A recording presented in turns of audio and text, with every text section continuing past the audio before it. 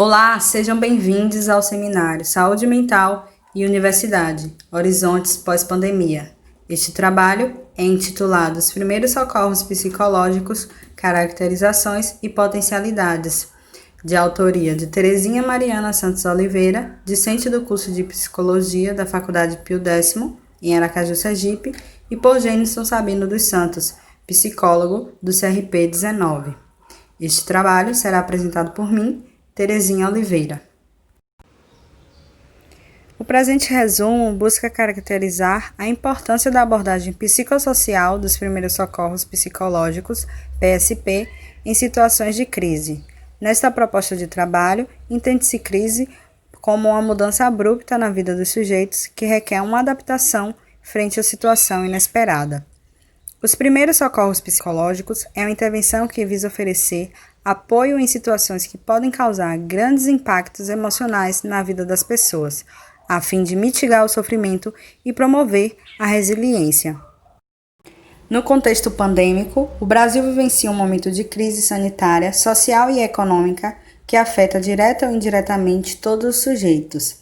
Então, essa mudança abrupta na rotina da vida das pessoas pode ocasionar reações das mais variáveis. São elas reações físicas, podendo gerar dores de cabeça com maior frequência, uma queda na imunidade, dores no peito, reações emocionais apresentadas por sentimento de medo, ansiedade, uma instabilidade no humor, reações comportamentais, que se caracteriza por dificuldades de concentração, problemas de memória, o sujeito pode ter dificuldade para tomar decisões da sua própria vida, e ainda reações a nível espirituais, no qual o sujeito questiona suas crenças básicas, pode se afastar de sua congregação e ter raiva do Deus no qual acredita.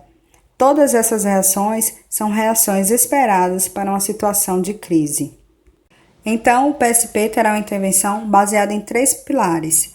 A observação, no qual o prestador do PSP deve levar em consideração fatores como a cultura, o gênero, a faixa etária ou qualquer outro fator que possa influenciar na sua interação com o atendido, a fim de verificar se as reações apresentadas anteriormente estão de acordo com o que se é esperado para a crise e verificar se ele pode satisfazer uma necessidade básica do atendido.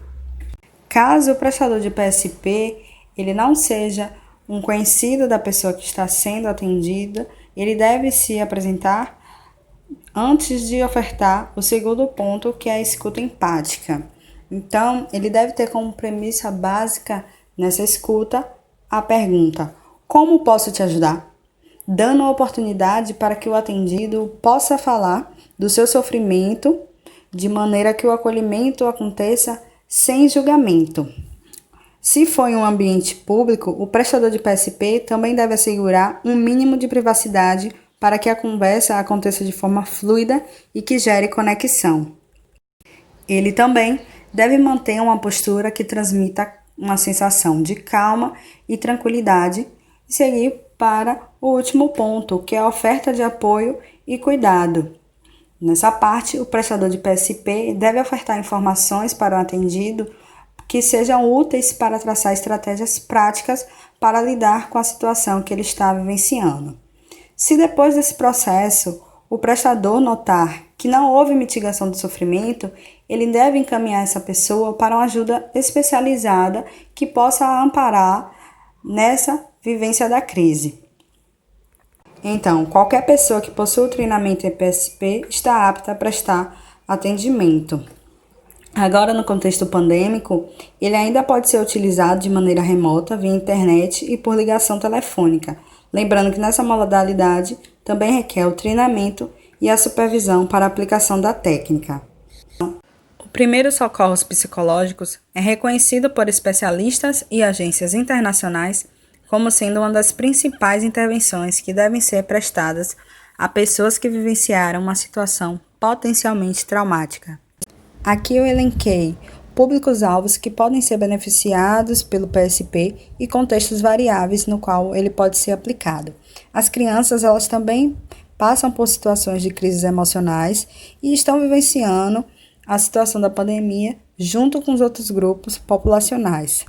Os idosos, porém, estarem em uma fase da vida que já apresenta outras questões e nesse período de pandemia requerem mais cuidados, pessoas confinadas de maneira geral para além da quarentena e os grupos vulneráveis como pessoas em situação de rua e pessoas LGBTQIA+. Os contextos que eu citei foram a pandemia, a violência doméstica, pessoas que estão passando pelo processo de luto e pessoas que possuem consumo com substâncias psicoativas que não seja de maneira benéfica. Portanto, os primeiros socorros psicológicos podem ser utilizados para prestar apoio emocional e prevenir o aumento dos impactos negativos à saúde mental advindos de uma situação possivelmente traumática, compreendendo esta como qualquer momento de mudança abrupta na vida.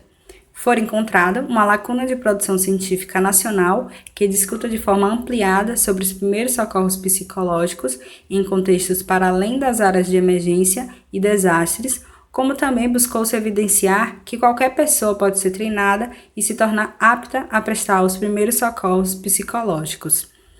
Estas foram as referências utilizadas no resumo e gostaria de agradecer à comissão científica por abrir espaço para discentes de outras instituições.